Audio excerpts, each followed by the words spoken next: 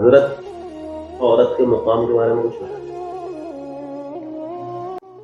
عورت کا مقام اللہ نے بہت اونچا بنایا ہے، یہاں تک انسان کی پہلی ڈاکٹر اور پہلا استاذ عورت ہوتی ہے، ماں ہوتی ہے۔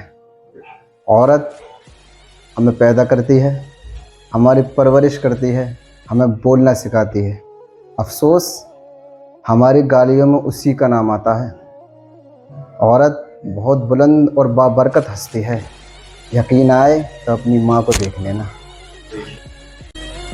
حضرت عورت کے مقام کے بارے میں اور عورت کی خوبصورتی کے بارے میں کچھ۔ عورت کی خوبصورتی پردے میں ہے اور شہزادیاں باپردہ ہوتی ہیں۔ عورت ایک ہیرا ہے، عورت کی مثال ایک ہیرا کی طرح ہے، اور مرد کی مثال ایک لوہے کے گاٹر کی طرح۔ لوہا پانی میں پڑا رہے چاہے اس پہ زنگ آ جائے، اس کی قیمت اتنی ہی رہتی ہے۔